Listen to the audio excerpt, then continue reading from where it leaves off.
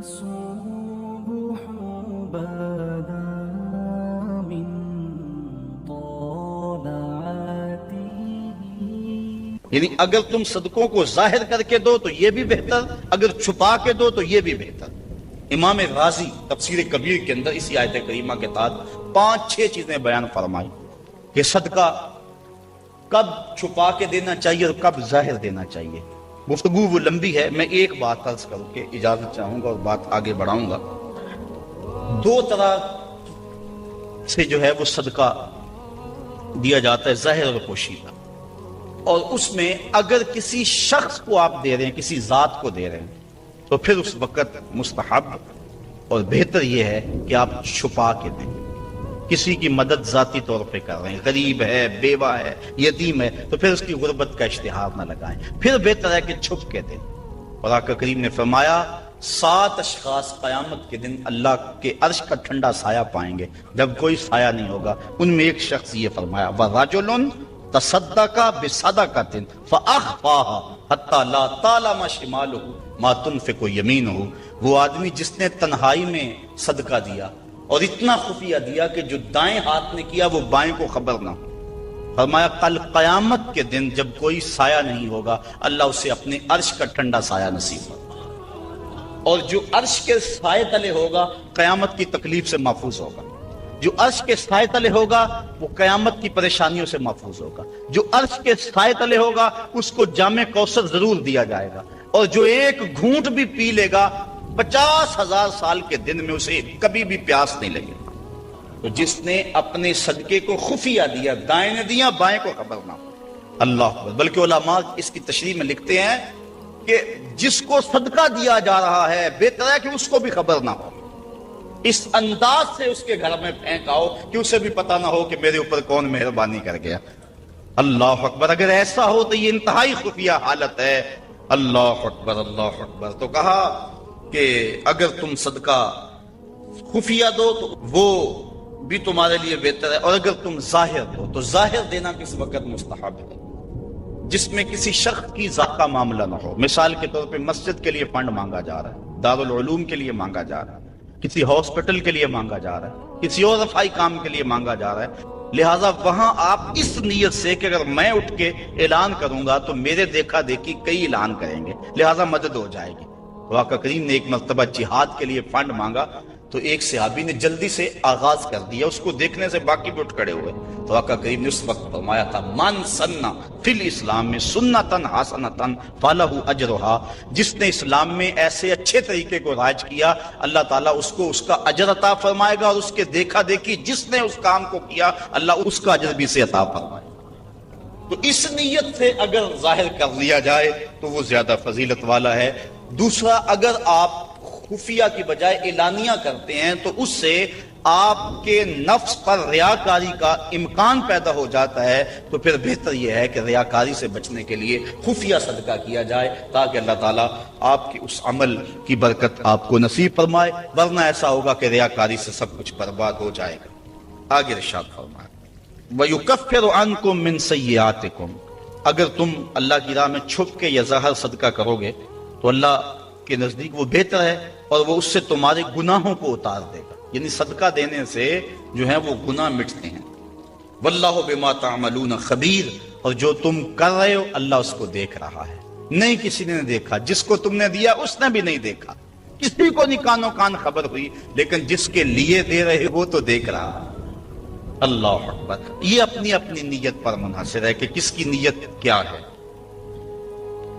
لیس علیک ھداھم ولکن اللہ یہدی من یشاء. اے حبیب آپ کے اوپر لازم نہیں ہے کہ ان کافروں کو جو ہے وہ آپ ہدایت دیں، بلکہ اللہ جس کو چاہتا ہے ہدایت دے دے. یہ کفار کو صدقہ دینے کے جواز پر آیت نازل ہوئی.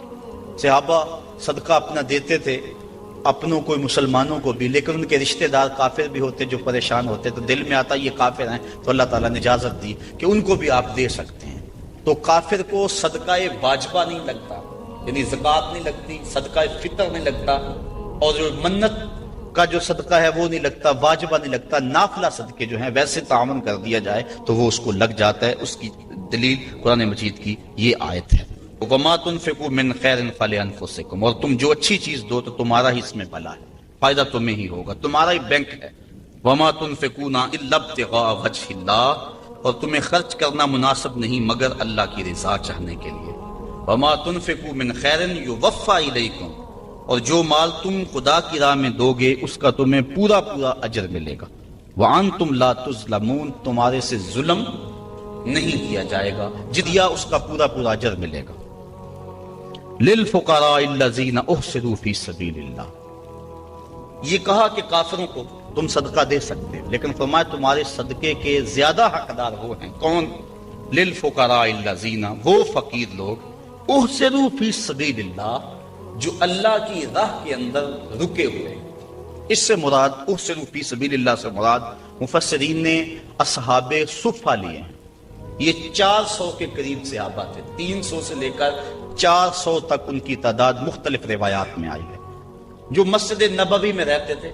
ان کا نہ کوئی گھر تھا نہ ان کے اہل تھے، بس سارا دن مسجد نبوی میں رہتے۔ حضور نے ان کے لیے ایک چبوترا بنوا دیا جس کو صفہ کا چبوترا کہا جاتا ہے، تو وہ اس پہ بیٹھے رہتے، حضور کے انتظار میں رہتے۔ آقا کریم آتے تو وہ حضور سے دین سیکھتے، بلا تعین اوقات حضور سے دین سیکھتے۔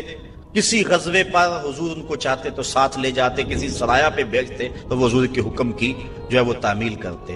زیادہ کوشش کرتے کہ وہ لکڑیاں اکٹھی کر کے ان کو بیچ کر اپنے پیٹ کا گزارا کرتے، لیکن مصروفیت چونکہ تعلیم دین میں تھی تو وہ کمائی نہیں کر سکتے تھے۔ اللہ تعالیٰ جل شانہ نے یہاں باقاعدہ یہ بات ارشاد فرما دی، لا یستطیعون ضربا فی الارض، وہ زمین پر چل نہیں سکتے، یعنی باقاعدہ وہ کاروبار نہیں کر سکتے کیونکہ وہ دین کے علم کے لیے رکے ہوئے ہیں۔ کہا تمہارے صدقے کے زیادہ حقدار یہ طلباء ہیں، دین والے لوگ جو سب کچھ چھوڑ کے دین سیکھ رہے ہیں۔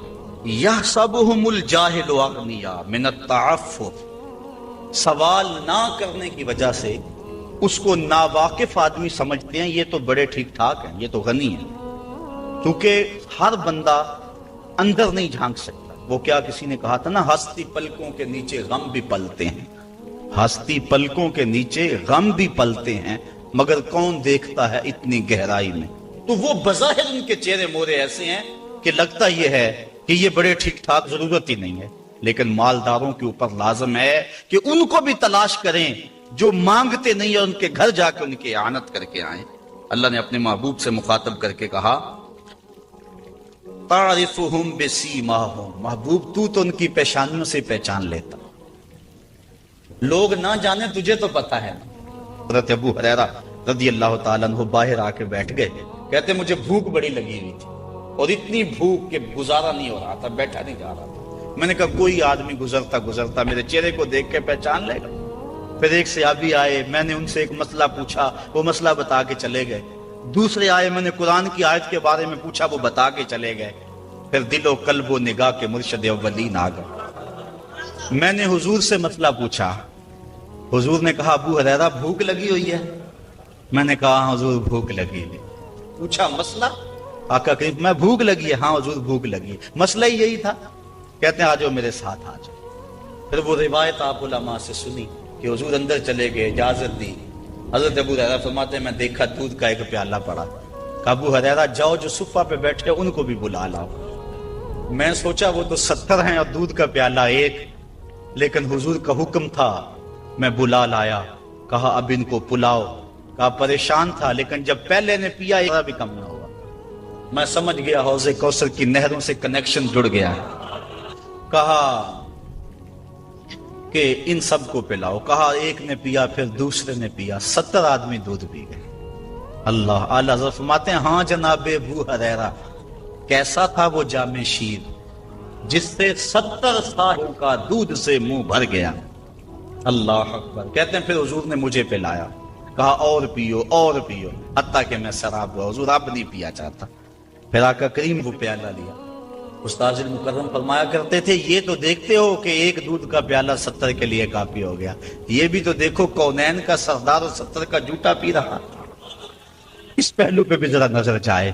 اللہ اکبر۔ تو کہا محبوب تم تو جانتے ہو ان کے چہروں سے، اللہ اکبر، کہ وہ لوگوں سے سوال نہیں کرتے لا یسألون الناس الحافا، وہ لوگوں سے لپٹ کر سوال نہیں کرتے، بڑے خوددار ہوتے ہیں۔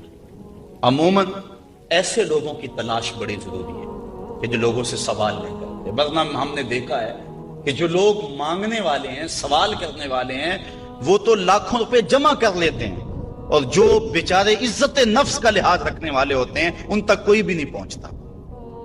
آپ دیکھ لیں، اپنے معاشرے کے اندر سروے کر کے دیکھ لیں، یہ ہماری ذمہ داری ہے، محروم تک بھی پہنچنا اور سائل تک بھی پہنچنا۔ اور یہ بات ذہن میں رکھیں کہ سوال کرنا یہ مومن کی شان نہیں ہے، بلکہ حضرت سیدنا صدیق اکبر جا رہے تھے تو آپ کا کوڑا گر گیا، گھوڑے سے اترے اور نیچے سے اٹھایا اور پھر بیٹھے۔ خادم نے عرض کی حضور آپ فرما دیتے میں اٹھا کے دے دیتا۔ کہا حضور نے سوال کرنے سے منع کیا، اس لیے میں نہیں سوال کرنے کی ہمت رکھتا۔ یہاں تک جو ہے وہ ہمارے جو ہے وہ اسلاف جو ہے بزرگ جو ہیں صحابہ اس کا خیال رکھتے تھے۔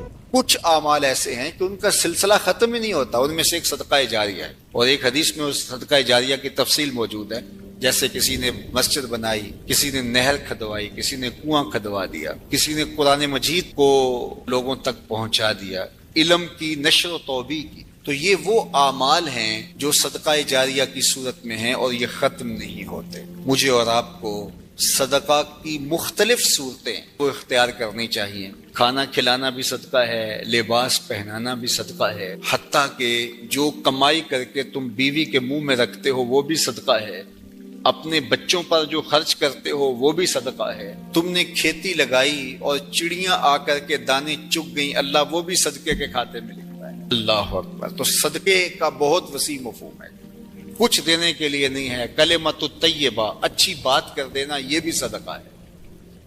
راستے میں پڑی ہوئی چیز کو اٹھا دینا، اس کو بھی کہا چھوٹی نیکی نہ سمجھنا۔ تو مختلف صدقے کی صورتیں ہیں اور سب ہمیں ادا کرنی چاہیے، لیکن ایک بہترین شکل صدقے کی صدقہ جاریہ ہے، اور وہ مسجد بنا دینا، وہ دارالعلوم بنا دینا، وہ نہر کھدوا دینا، وہ جو ہے وہ کنواں کھدوا دینا، حدیث میں آتا ہے۔ جس طرح وہ آیت کریمہ نازل ہوئی، لن تنالوا البر حتی تنفقوا مما تحبون، تو بیرے ہا لے کر کے صحابی اس کا معاملہ لے کر آگے، حضور مجھے سب سے زیادہ محبوب یہی کنواں ہے، تو میں یہی اللہ کی راہ میں پیش کروں۔ اللہ اکبر۔ تو وہ صدقہ جاریہ کی شکل ہے۔ دور موجود کے اندر جن علاقوں میں پانی نہیں ہے، RO پلانٹ وہاں لگا دینا، یہ کنواں کھدوانے کا دور موجود کے اندر ایک منظم طریقہ ہے۔ بلکہ ہمیں نیت کرنی چاہیے۔ میں تو پچھلے دن کہیں تھا تو تقریباً اہل خیر بیٹھے تھے، تو میں نے کہا تھا کہ آپ کو بھی کہتا ہوں، اور میں خود بھی اس کی نیت کی ہے، اور انشاءاللہ اللہ نے توفیق دی تو ہوگا بھی، کہ ہر شخص ہم میں سے ارادہ کرے، جس کے پاس مال ہے وہ تو کرے ہی کرے، جس کے پاس مال نہیں ہے وہ بھی کرے، اللہ اسے مال دے گا۔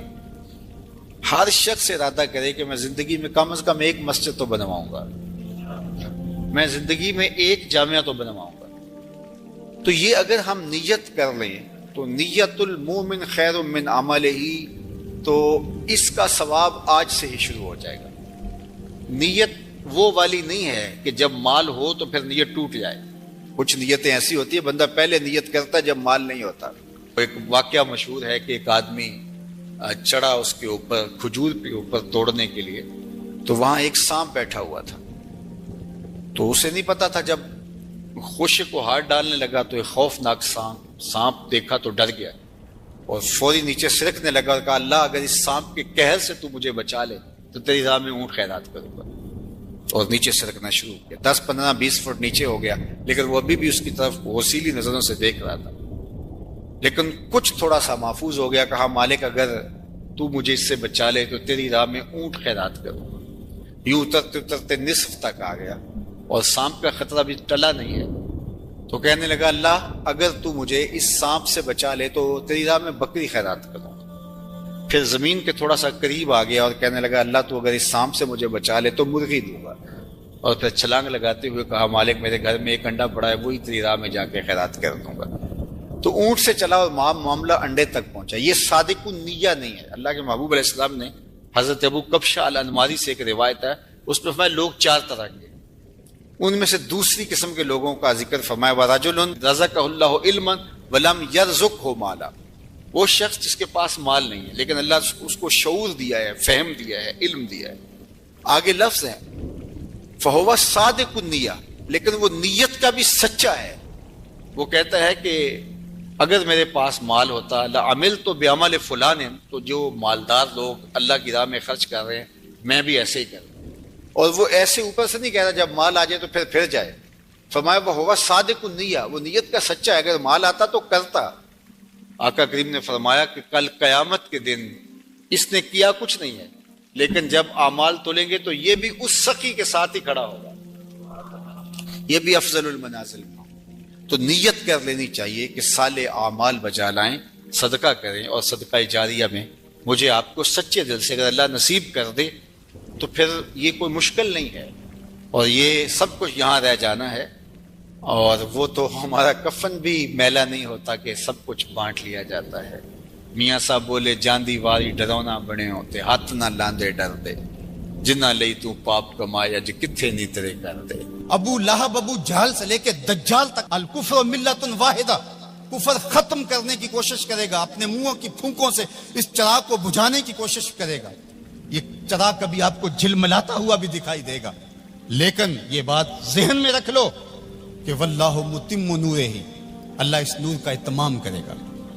اللہ اکبر. ولو کرہ الکافرون, کافروں کا سب کچھ ڈوب جائے, اتنا سرمایہ لگایا مسلمان پھر ابھر گئے. منگولوں نے کیا کچھ نہیں کیا تھا, بغداد کو اجاڑ کے رکھ دیا, دریائے دجلہ کا بند توڑ دیا, انسانی کھوپڑیوں کے مینار تعمیر کیے گئے, 1.25 لاکھ لاشیں تہ خانوں سے ہم نے نکالی, اور کوئی نہیں کہتا تھا کہ مسلمان اب دوبارہ اٹھ پائیں گے.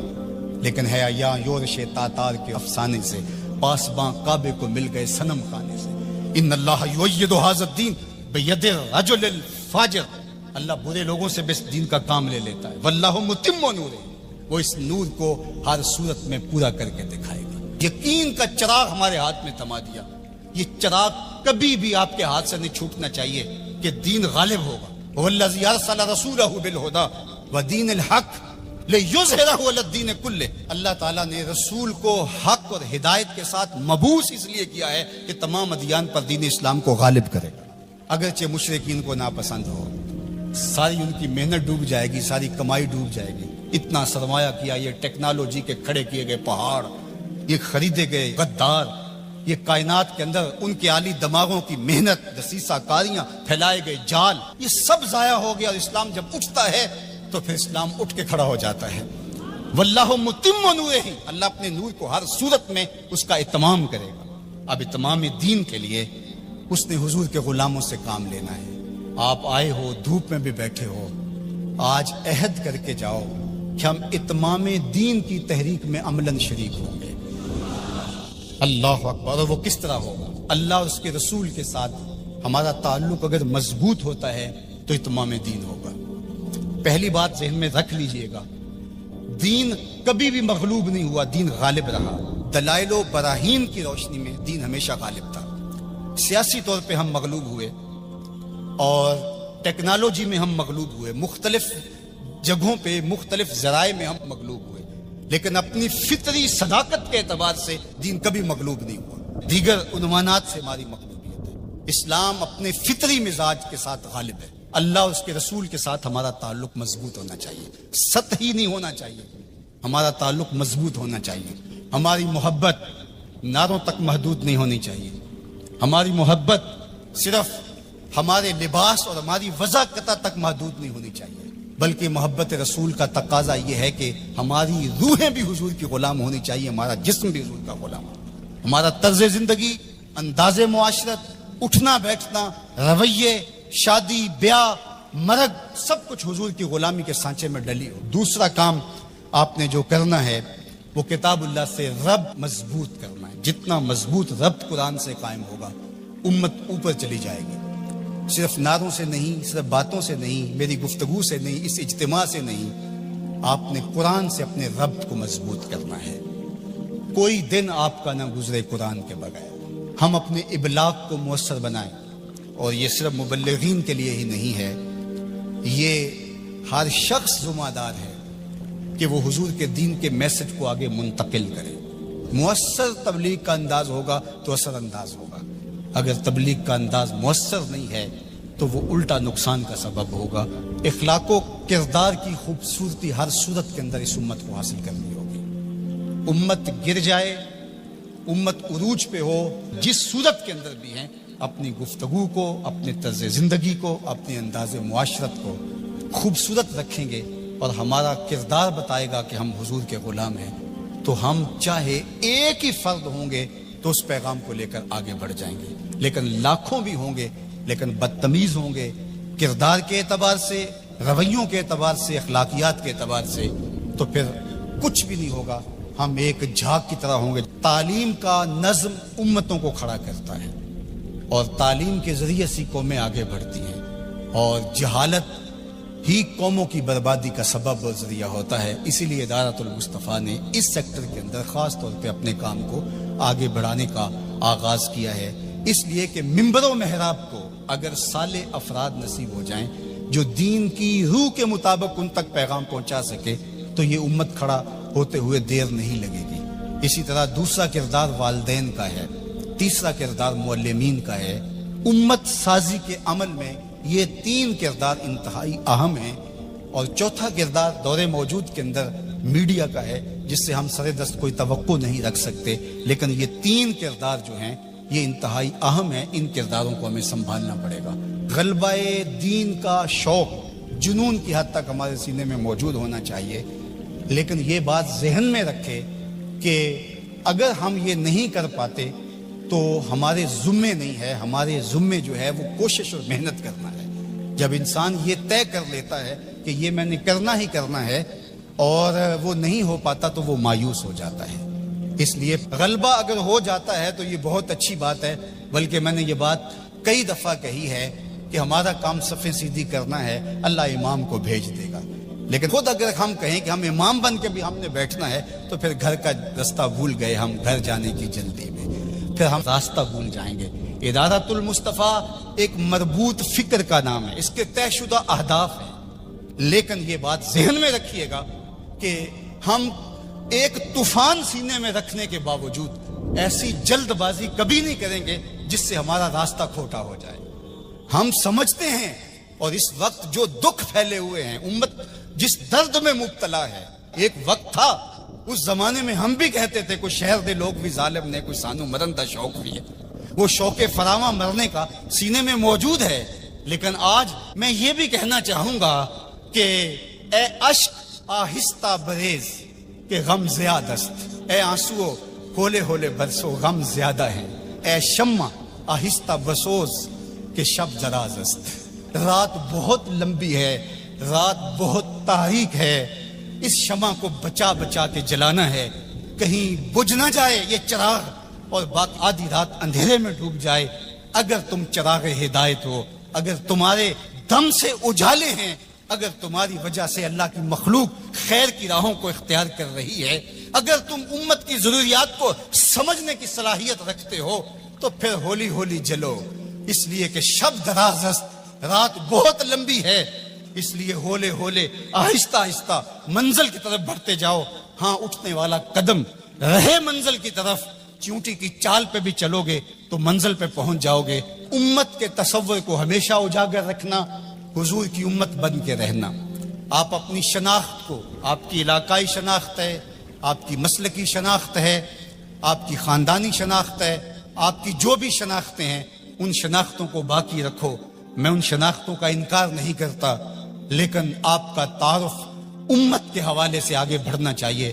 اور امت یہ ایک آفاقی تصور ہے کہ جو آپ کو کھڑا کر دے گا اور آقا کریم علیہ السلام کی تسکین قلب کا سبب اور ذریعہ بنے گا. جب علماء مشائخ ایک دوسرے کے جبے ادھیڑ رہے ہوتے ہیں، منبر رسول جو حضور کا دیا ہوا ہوتا ہے اس پہ ایک دوسرے کو کافر کہہ رہے ہوتے ہیں اور کسی کو کافر کہنے پہ جشن منا رہے ہوتے ہیں اور ان کی پگڑیاں ادھیڑ کے اس کی دھجیاں بکھیر رہے ہوتے ہیں اور اس پہ رقص کر رہے ہوتے ہیں، गुंबद खजरा में रसूलुल्लाह को कितनी तकलीफ होती होगी। तो इसलिए उम्मत बन के रहो, बिखर के ना रहना। सियासी शऊर अच्छी तरह से आप पे अंदर होना चाहिए। हम इंतखाबी सियासत से गुरेज इसलिए करते हैं कि इसका नतीजा हमारी आंखों के सामने है कि 70 साल में कुछ नहीं मिला, तो आइंदा हम जो मुयस्सर है वो हम जो कर रहे हैं वो भी क्यों छोड़ बैठे। इसलिए कि जो मैं कर रहा हूं उससे हकीकी सियासी शऊर पैदा होगा, रिजाले कार पैदा होंगे, अफराद साजी के अमल से हम गुजर रहे हैं। वो एक जमाने में मुझे किसी ने कहा कि आप जरूर आइए, और बड़ी ही मोहब्बत का इजहार किया और बहुत सब्ज बाग भी दिए। तो मैंने उनको पीर नसीरुद्दीन अलैहि रहमा का एक कौल सुनाया कि एक जमाने में उनको वक्त के एक हुक्मरान ने कहा कि जनाब आप आइए, हम आपको वजीर बनाना चाहते हैं। तो उन्होंने हंस के कहा मैं बादशाह, तो मैंने वजीर बनाना चाहना। इसलिए हम इंतखाबी सियासत का कोई अमली नतीजा नहीं देखते। और अगर आप सोशल मीडिया और इलेक्ट्रॉनिक मीडिया देखते हैं तो आजकल जो हाहाकार मची है, जो अंधेर नगरी है, जो लहजों की अजीब बदबू फैली हुई है, तो क्या कोई ये पसंद करता है कि मैं भी जाके उस माहौल में खड़ा हो जाऊं? और अगर कोई कहता है नहीं जनाब आप साफ सियासत कीजिए, तो मियां ये साफ सियासत का तो माहौल पैदा कर रहे हैं, ये रिजाले कार ही तो पैदा कर रहे हैं। बाकी ये आरजू कि आप आए, मियां मेरी ये आरजू नहीं है कि मैं आऊं, वो माहौल पैदा करना चाहता हूं कि कोई आए, उसके लिए कोई बुनियादें तो खोद जाए, कोई रास्ते के अंदर से पत्थर तो हटा दे। सबने ये कहा कि मैं आऊंगा, लेकिन रास्ते के अंदर पत्थर पड़े थे। हमारा मिशन उन पत्थरों को हटाना है, रास्ते हमवार करना है, और हमने देर तक इस काम की तरफ जाना है। ए शम्मा आहिस्ता बसोज के शब दराज अस्त, ए अश्क आहिस्ता बरेज के गम ज़्याद अस्त। सीनों में तूफान है, कल भी कल मिर्जल, मेरा सीना जल रहा है हंडियों की तरह। मेरा भी जी चाहता किसी दीवार से टकरा जाऊं। इन हालात में क्या कोई देख सकता है कि रसूलुल्लाह की उम्मत काटी जा रही हो, बच्चे ज़बह किए जा रहे हो फलस्तीन में, कश्मीर में? लेकिन क्या इसका इलाज मेरे पास सियासत के मैदान में छलांग लगा देनी है, जहां टांगे तड़वा बैठूं और जो मुयस्सर है वो भी ना कर सकूं? मैं जो करता हूं मैं शौरी तौर पे खड़ा हूं, मैं जहां खड़ा हूं दलील से खड़ा हूं, मैं जहां खड़ा हूं मैं पूरे तयक्कुन के साथ खड़ा हूं। मंजिल और हदफ मेरी निगाहों के सामने है, मैं आहिस्ता आहिस्ता बढ़ता चला जाता हूं, लेकिन मंजिल की तरफ मेरी सीध है। हमारा नरम रो कासद पयामे जिंदगी लाया, हमारा नरम रो कासद पयामे जिंदगी लाया। खबर देती थी जिनको बिजलियां वो बेखबर निकले। तो हम बिजली की तरह कूद करके हम शोला नहीं बनेंगे, हम शमा बनेंगे। लोग कहते हैं शोला बन जाओ, शोला बनना भी ये आग का मिजाज है और शम्मा बनना भी आग का मिजाज है, लेकिन हम शोला बनने का मिजाज नहीं रखते, हम शम्मा बनने का मिजाज रखते हैं। ए शम्मा आहिस्ता बसोज के शब दराजस्त, ए अश्क आहिस्ता बरेज के गम ज़्यादस्त। कमाया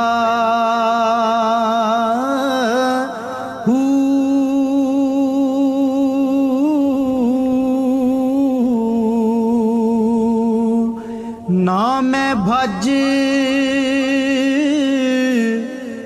मसीती वड़िया, ना तस्बा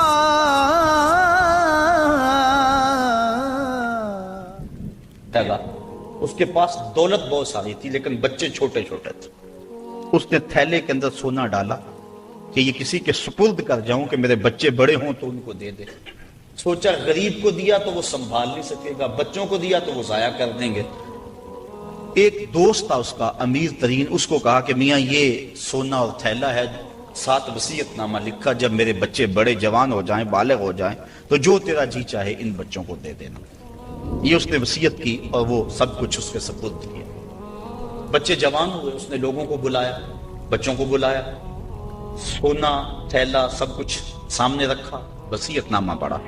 इनके बाप ने जब मरते हुए मुझे ये सोना थैले में डाल कर दिया तो साथ ये वसीयतनामा लिख कर दिया कि जब मेरे बच्चे जवान होंगे जो तेरा जी चाहे बच्चों को दे दे।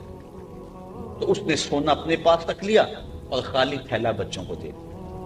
अब सारे कहें जुल्म हुआ है, यतीमों के साथ जुल्म हुआ है, लेकिन करें क्या कि वसीयतनामा ही ऐसा था, ना अदालती चाराजोई हो सकती है, ना उसको कहा जा सकता है।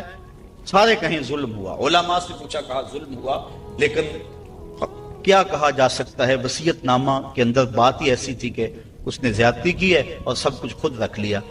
امام اعظم امام ابو حنیفہ سراج الامہ امام الائمہ، آپ کی خدمت میں لوگ حاضر ہوئے کہ یوں یتیموں کے ساتھ یہاں زیادتی ہوئی، لیکن وصیت نامے کی عبارت اس طرح کی تھی، اس لیے کوئی بول بھی نہیں سکتا، آپ کو ارشاد فرمائیں۔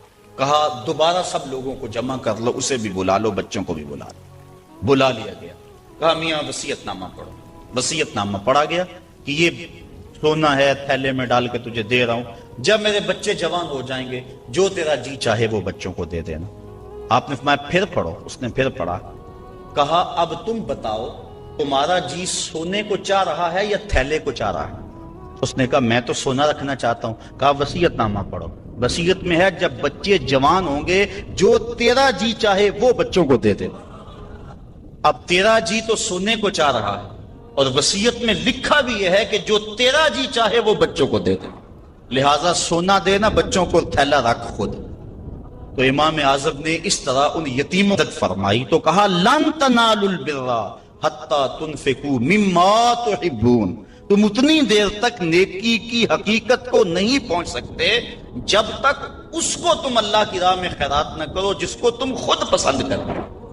اللہ مما تحبون، تو انسان اس کو راہ خدا میں خیرات کرے جس کو خود پسند کرتا ہے۔ اور آگے فرمایا وَعَلَمُوا، اور جان لو ان اللہ غنی حمید، اللہ غنی بھی ہے اور سراہا ہوا بھی ہے، اسے تمہارے مالوں کی ضرورت نہیں ہے، وہ ان غریبوں کو خود بھی تو دے سکتا تھا نا، تمہاری ڈیوٹی لگائی کہ تم دینا، وہ خود بھی تو دے سکتا تھا، لیکن یہ تمہاری آزمائش، ان کی آزمائش اور تمہاری آزمائش۔ اب دیکھتے ہیں کون اپنی آزمائش میں پورا نکلتا ہے۔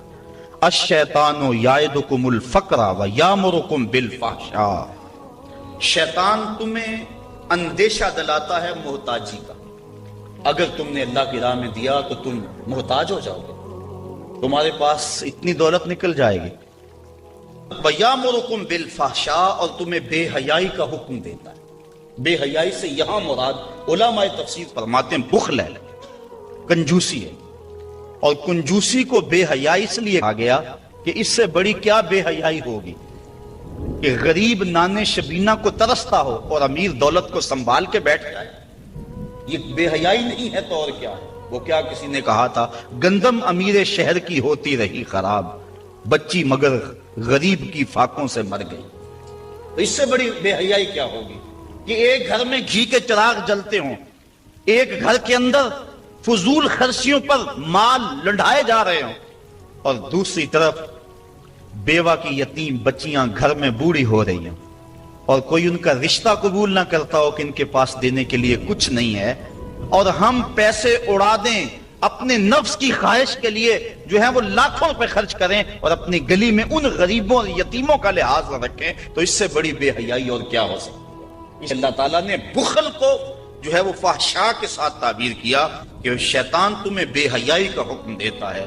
واللہ یعدکم مغفرۃ منہ وفضلا، اور اللہ تمہیں مغفرت کا اور اپنی جناب سے فضل کا وعدہ دیتا ہے، تم اس کی راہ میں خرچ کر کے تو دیکھو وہ تمہارے گناہوں کو معاف کر دے گا، اور جب تم اس کی راہ میں خرچ کرو گے تو اس کا فضل ہوگا، یعنی تمہارا مال کم نہیں ہوگا۔ عقل یہی کہتی ہے، شیطان بھی یہی وعدہ دیتا ہے، اکاؤنٹنٹ سے پوچھو تو وہ بھی کہتا ہے کہ اتنے خرچ کرو گے تو اتنے کم ہوں گے، کیلکولیٹر بھی یہی حساب دیتا ہے، لیکن اللہ کہتا ہے میں وعدہ دیتا ہوں فضل کا، تم خرچ کر کے دیکھو تمہارے مال بڑھا دوں۔ اور میں ایک مثال دیا کرتا ہوں، پرانے دور میں یہ ہم نے بھی دیکھا ہوا دور کہ کنووں سے پانی نکال کر کھیتوں کو ہم سیراب کیا کرتے تھے، پھر دیکھتے دیکھتے ٹیوب ویل آ گئے تو ان سے پانی ہم اپنے کھیتوں کو دینے لگے۔ وہ جو کنویں تھے ان کو باقاعدہ بند نہیں کیا، لیکن اب کہیں کوئی پرانا کنواں ہو تو وہاں جا کر دیکھو، ایک تو پانی بہت نیچے جا چکا ہے، دوسرا ڈول ڈال کر نکالو گے تو گندا ہو چکا ہے، سونگو گے تو بدبودار ہو چکا ہے۔ پانی وافر تھا، شفاف تھا، کثیر تھا، پاکیزہ تھا، لیکن اب وہی پانی نیچے بھی چلا گیا، نہ اس کی فراوانی رہی، نہ اس کی تازگی رہی، نہ اس کا وہ شفاف پن رہا۔ کیوں؟ اس لیے کہ جب وہ کنواں اپنا فیض باہر دیتا تھا نیچے سے سوتے پھوٹتے تھے، جتنا لٹاتا تھا اللہ اور دے دیتا تھا، جب اس نے باہر دینا چھوڑ دیا اللہ نے اس کو عطا کرنا چھوڑ دیا۔ اس لیے اس کی راہ میں دیتے جاؤ گے، اللہ خزانوں کے منہ تمہارے لیے کھول دے گا، تمہارے مال میں خدا کی راہ میں دینے سے کبھی کمی نہیں آئے گی۔ اگر کسی کا مال کم ہوا ہے، کاروبار لوگوں کے دیکھیں ہم نے، بڑے بڑے کاروبار اس میں ختم ہو جاتے ہیں، دل کا ایام نداولھا بین الناس، دن پلٹتے رہتے ہیں، آج اور کل کیفیت اور۔ اس کی وجہ یہ نہیں ہے کہ اس نے راہ خدا میں لٹایا تو اس لیے ایسا ہوا، اس کی وجہ اور ہے۔ اس لیے راہ خدا میں جتنا مرضی مال دو گے کم نہیں ہوگا، بلکہ اللہ تعالیٰ وعدہ دیتا ہے کہ تم اس کے راہ میں دو گے، تمہارا مال بھی بڑھا دوں گا اور تمہاری بخشش بھی فرما دوں گا۔ اللہ اکبر۔ یؤتی الحکمت من یشاء، یہ ساتھ ہی ذکر تھا مال کے خرچ کرنے کا، یہاں ذکر حکمت کا کر دیا، وہ جسے چاہے حکمت دے دیتا ہے۔ مطلب کیا؟ راہ خدا میں خرچ کرنے کا جذبہ، یہ بڑی دانائی کی بات ہے۔ وَمَن يُؤْتَ الْحِكْمَةَ فَقَدْ أُوتِيَ خَيْرًا كَثِيرًا، اور جس کو حکمت دی گئی اس کو بہت ساری بھلائی دی گئی۔ وَمَا يَذَّكَّرُ إِلَّا أُولُو الْأَلْبَابِ، اور نہیں نصیحت پکڑتے مگر عقل والے۔ بے وقوف نصیحتیں نہیں پکڑتے، عقل والے نصیحتیں پکڑتے ہیں۔ وَمَا أَنفَقْتُم مِّن نَفَقَةٍ أَوْ نَذَرْتُم مِّن نَذْرٍ، اور جو تم خرچ کرو یا کوئی نظر مانو، بے شک اللہ فَإِنَّ اللَّهَ يَعْلَمُهُ، بے شک اللہ اسے جانتا ہے۔ وَمَا لِلظَّالِمِينَ مِنْ انصار، اور ظالموں کا کوئی مددگار نہیں ہے۔ ان تبدوا الصدقات فنعما ہی، اگر تم صدقے ظاہر کرو تو اللہ اسے جانتا ہے۔ فنعما ہی، تو وہ تمہارے لیے بہتر ہے۔ وَإِن تُخْفُوهَا، اگر تم انہیں چھپا لو، وَتُؤْتُوهَا الْفُقَرَاءَ، اور غریبوں کو فقراء کو دو، فَهُوَ خَيْرٌ لَكُمْ، تو وہ بھی تمہارے لیے بہتر ہے۔ صل على سيدنا ومولانا محمد، اللهم صل على سيدنا ومولانا محمد۔ اللہ کے شیر ہے در کرار پر درود، اللہ کے شیر ہے در کرار پر درود، کہ شیر غدر کرار پر درود، حضرت حسن حسین کے کردار پر درود۔ اللہم صل علی سیدنا و مولانا محمد، وعلی سیدنا علی و سیدتنا فاطمہ، و سیدتنا زینب، و سیدنا حسن، و سیدنا حسین، وعلی آلہ و صحبہ و بارک وسلم۔ زینب کی بارگاہ میں،